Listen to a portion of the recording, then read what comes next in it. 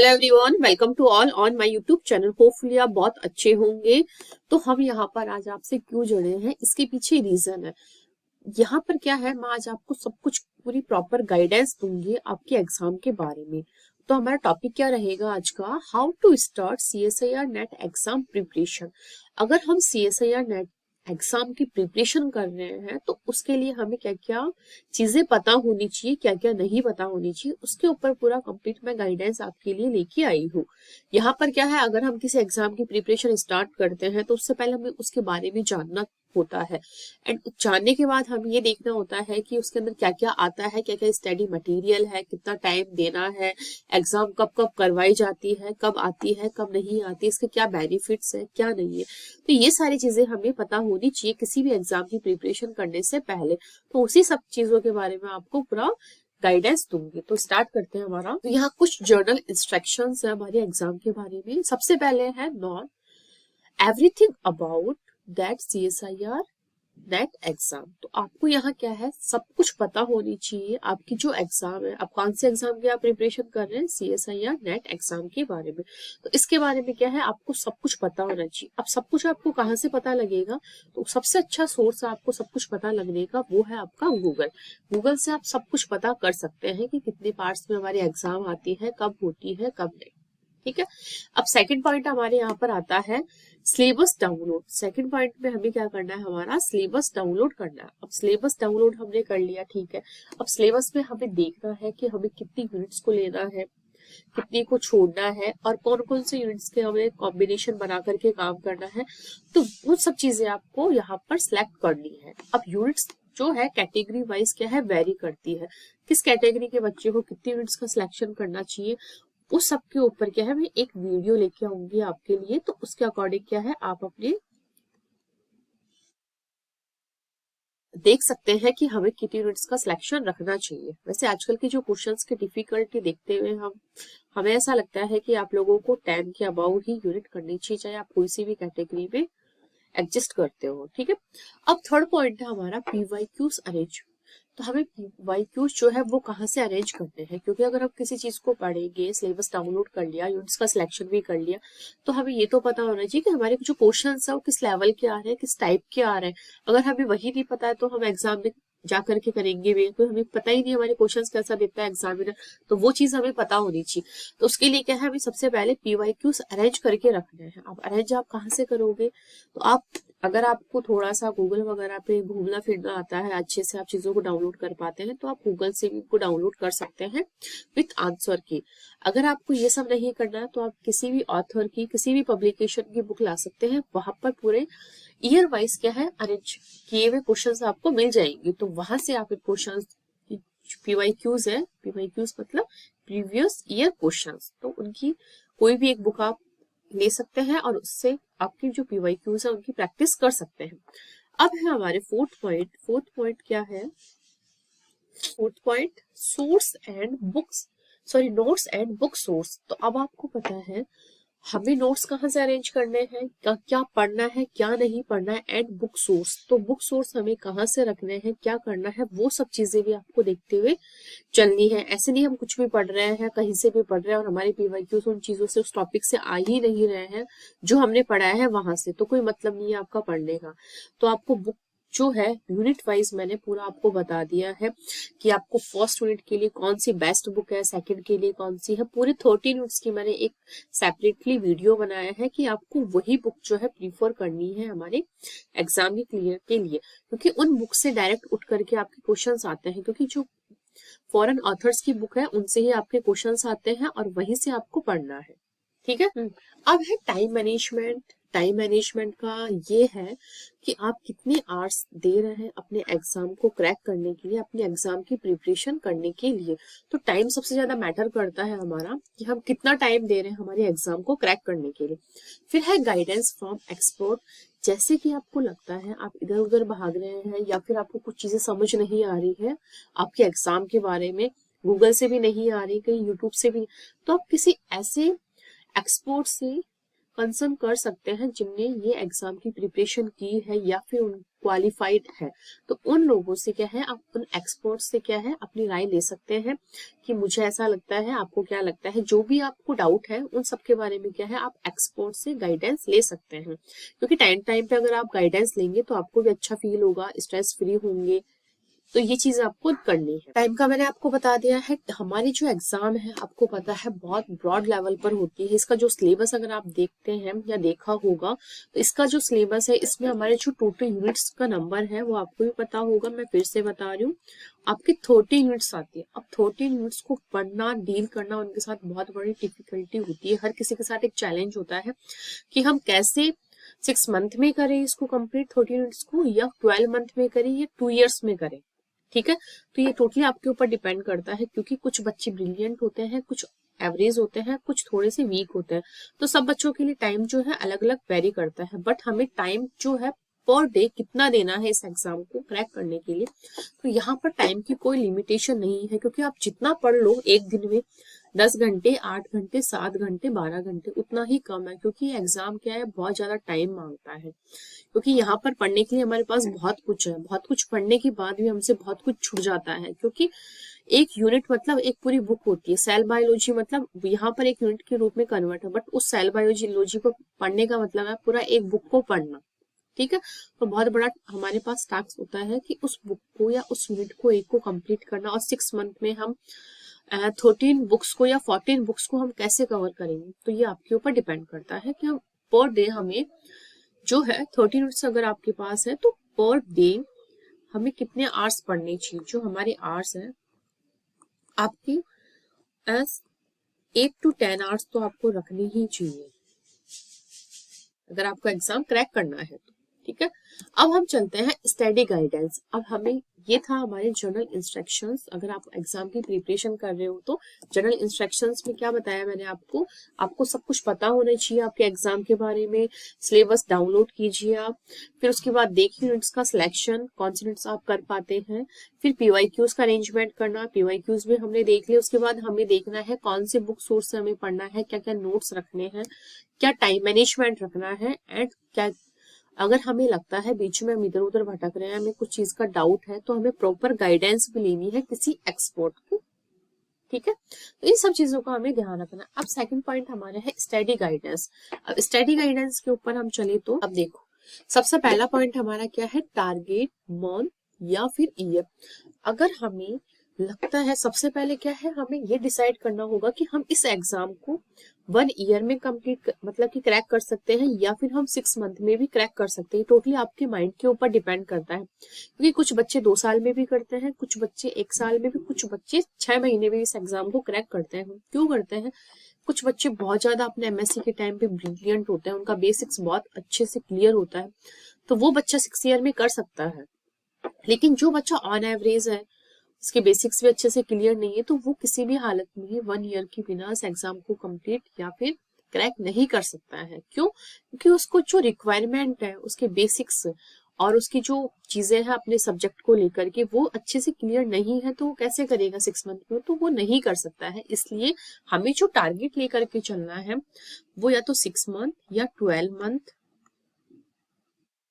ये आपको डिसाइड करना है कि आप कितने में कर सकते हैं। ये सबकी जो मेंटलिटी या माइंड है वो सबका अलग अलग वर्क करता है।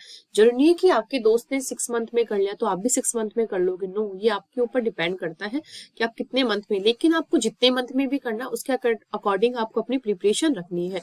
या फिर 1 ईयर मान लो या 2 ईयर मान लो, ये आपके माइंड के ऊपर डिपेंड करता है कि आप कितने टाइम में इस चीज को कंप्लीट कर सकते हैं। ठीक है, ये था आपके पास टारगेट मंथ्स या फिर ईयर। ये सबसे पहले आपको अपना माइंड सेट रखना होगा कि हमें 12 मंथ में करना है, 2 ईयर में करना है या फिर 6 मंथ में इसको क्रैक करना है, क्योंकि उसके अकॉर्डिंग ही हम हमारा काम कर पाएंगे आगे का। फिर है बेसिक्स जो क्लियर करना, वो बहुत ज्यादा मैंडेटरी है।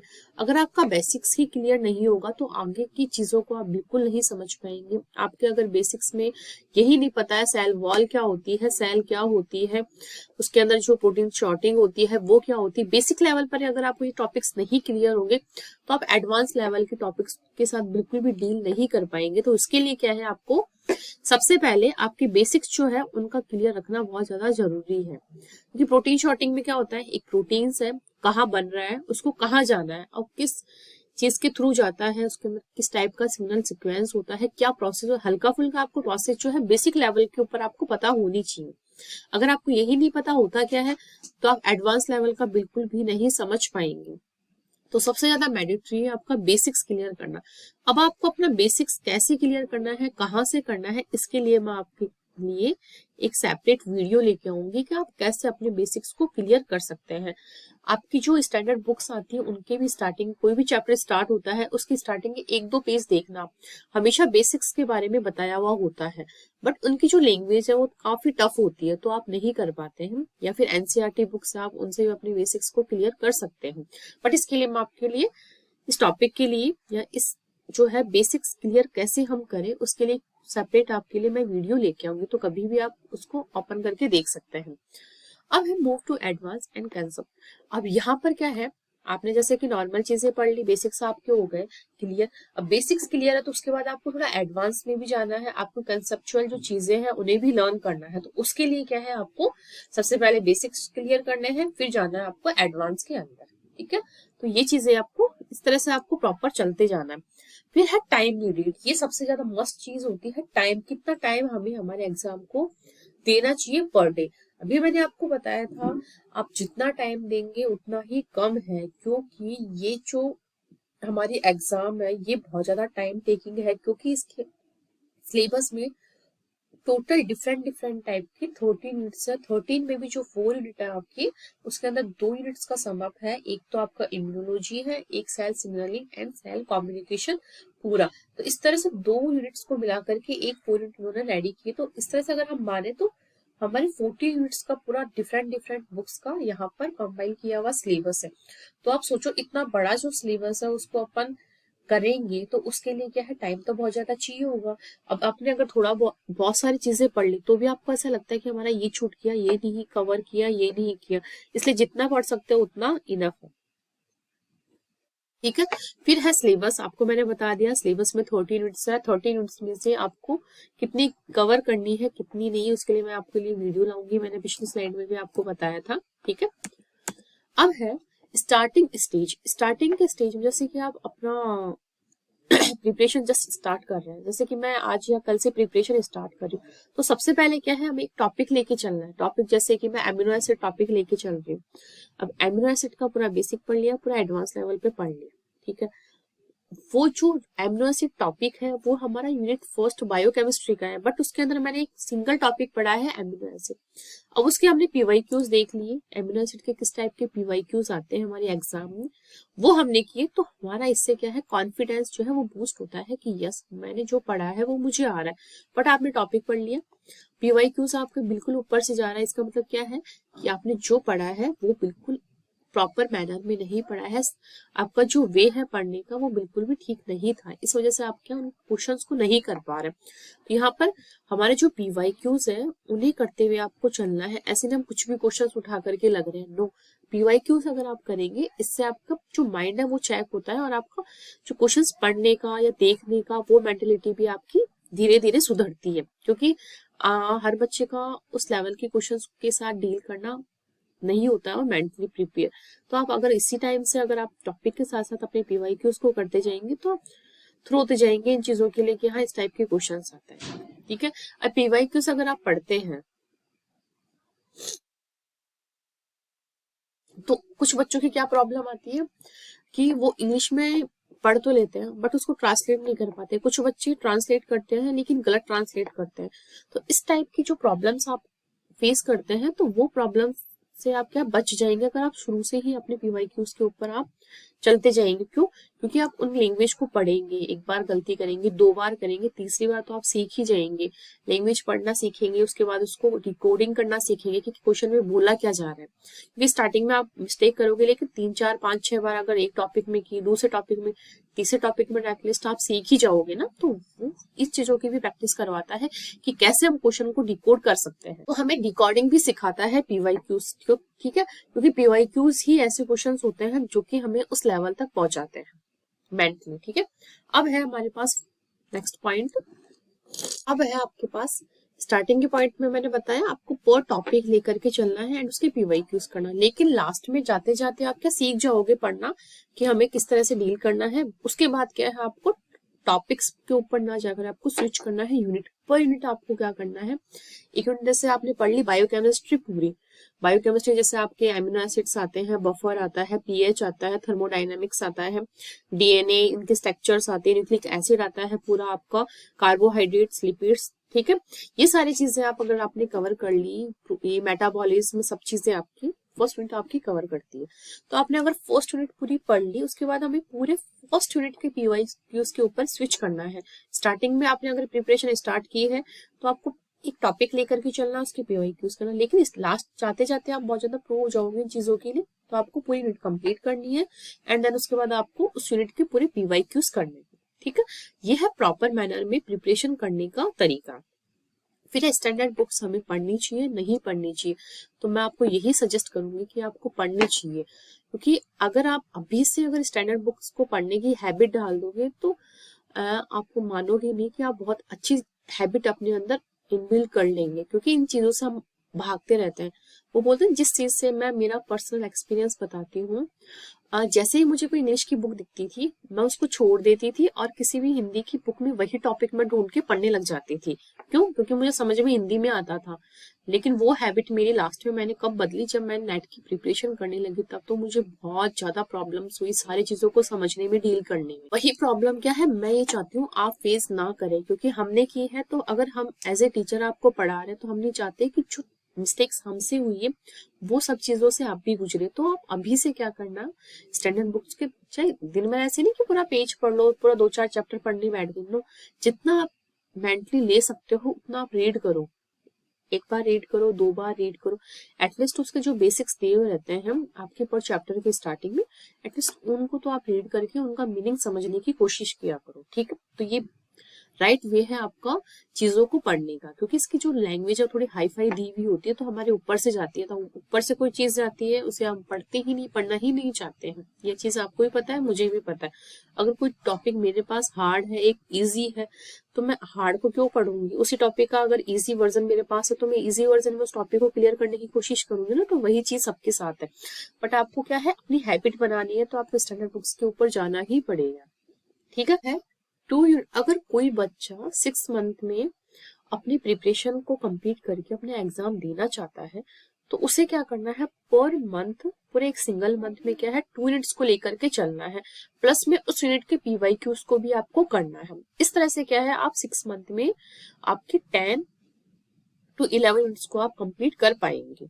अगर कोई बच्चा टारगेट लेके चल रहा है कि मुझे 12 मंथ में करना है, तो ऐसे नहीं है कि आप 12 मंथ में ही जाकर के अपने एग्जाम देंगे, क्योंकि ये एग्जाम जो होती है ट्वाइस होती है, वन मतलब कि 1 ईयर में 2 बार होती है आपकी, ठीक है, 6 मंथ की ड्यूरेशन में। तो आपको अगर पता है आप 12 मंथ में आपका होगा, आपके कंसेप्ट क्लियर होंगे, तो आपको क्या करना है, एज ए बेसिक, मतलब कि जो आपने पढ़ा है उस बेस पर भी आप एग्जाम देने जाओ। एग्जाम को देखो किस टाइप के क्वेश्चन अगर आप मैं कर सकता हूँ या कर सकती हूँ, उसको पढ़ना सीखो, अच्छे से चीजों को देखना सीखो, उस जो एटमोस्फियर है एग्जामिनेशन का उस चीज को भी सीखो। तो आपका मैं यही आपको सजेशन दूंगी। तो आप अगर 12 मंथ का लेके चल रहे हैं तो ऐसे नहीं कि आप एग्जाम भी 12 मंथ के बाद ही देंगे, नो, बीच में अगर आपके 6 मंथ में एग्जाम होती है तो उसको भी देखे, एज ए ट्रायल आपको देके आना चाहिए, क्योंकि कुछ बच्चों का सेकेंड अटेम्प्ट में भी नहीं होता है, थर्ड में भी नहीं होता है, बट एटलीस्ट वो एग्जाम दे के आता है, तो कुछ चीज तो आप सीख के आते ही हो ना। तो ऐसे नहीं होपलेस नहीं होना है अगर आपकी थर्ड अटेम्प्ट में भी नहीं हो, फोर्थ में भी, क्योंकि आप अगर प्रिपरेशन कंटिन्यूअसली करते जाओगे तो 1 साल नहीं, 2 साल नहीं, तीसरे साल में तो एटलीस्ट होगा ही ना। तो ऐसे होपलेस हमें नहीं होना है, ठीक है। तो आप समझ गए होंगे। और अगर आप 12 मंथ का टारगेट लेके चल रहे हैं तो 1 मंथ में आपको 1 यूनिट करनी है, प्लस में आपकी पीवाईक्यूज भी करना है साथ में। ऐसे नहीं आप यूनिट कर ली, पीवाईक्यू छोड़ दी, नो, पीवाईक्यूज बहुत मैंडेटरी है आपके लिए, इनको करना, सॉल्व करना। हर यूनिट के पीवाईक्यूज के ऊपर मैंने क्या जैसे डेवलपमेंट बायोलॉजी के भी मैंने पीवाईक्यूज करवा रखे हैं आपको, काफी प्लांट फिजियोलॉजी के भी करवा रखे हैं, इकोलॉजी के भी करवा रखे हैं। उनके जो रिमेनिंग पीवाईक्यूज है उनको मैं करवाऊंगी, आगे की भी करवाऊंगी कुछ यूनिट्स के, जैसे कि इवोल्यूशन के मैं स्टार्ट कर रही थी बट आपके एग्जाम आ गई थी, लेकिन अब आगे जो आपकी नेक्स्ट अटेम्प्ट होगी उसके लिए मैं आपकी जो हमारी जो सीरीज जहीं छूटी हुई थी वहीं से हम वापस से स्टार्ट करेंगे, ठीक है। अब है आपको नोट्स बनाने हैं कि नहीं बनाने हैं।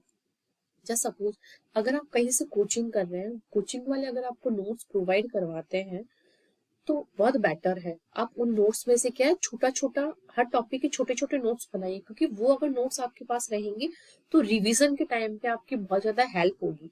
ऐसे नहीं पूरी बुक को या पूरे नोट्स उन्होंने दे रखा है वापस से आप उसको उतार रहे हैं, नो, वो तो उसी में से पढ़ सकते हैं ना आप। अगर बुक को जैसे डिक्टो बुक में लिखा हुआ वैसे वैसे बुक को आप अगर छाप रहे हो किसी पेज में, तो कोई मतलब नहीं करता, कोई मैटर नहीं करती चीज कि आप उससे पढ़ो या इससे पढ़ो, दोनों आपके लिए बराबर। तो आपको क्या करना है, कोई भी कोचिंग है, इंस्टीट्यूट है, आपको कोई भी नोट्स प्रोवाइड करवाना, आप उसमें से की पॉइंट्स निकालो। जैसे कि आपका फोटोसिंथेसिस टॉपिक हो गया। अब ऐसे तो है नहीं कि फोटोसिंथेसिस में हम क्या करते हैं, लाइट आती है सन से, फिर हम उसमें CO2 होती है, वाटर होता है, ऑक्सीजन, ये सब मिलती है इस तरह से, तो वो चीज नहीं लिखनी है। आपको क्या करना है, फोटोसिंथेसिस की जो साइकिल होती है बस उसको लिखना है, और उसका जो स्टेप्स होते हैं हमें वो सारे आने चाहिए, क्योंकि क्वेश्चन उसी से आता है। तो हमें जो मेमोरी वाली चीजें हैं उन्हें, ठीक है, जैसे कि आपके प्लांट फिजियोलॉजी में हार्मोन्स वाला टॉपिक है, प्लांट ग्रोथ रेगुलेटर, उसमें 5-6 हार्मोन्स हैं, सबके रिसेप्टर्स हैं, ठीक है, सबके लाइगेंड हैं, सबके इनहिबिटर्स हैं, ठीक है, एंड उनके ट्रांसक्रिप्शन फैक्टर्स है। तो सबके अपन याद करते हैं 6-7 के, तो हमारा माइंड क्या होचपुच होता है, सब चीजों को क्लियरली याद नहीं कर पाता, किस टाइप का उनका रिसेप्टर है, रिसेप्टर की जो प्रॉपर्टी है, इंट्रासेलुलर मेम्ब्रेन टाइप का है या एक्स्ट्रा सेलुलर है, वो सारी चीजों का क्या है, आप एक चार्ट बना लीजिए।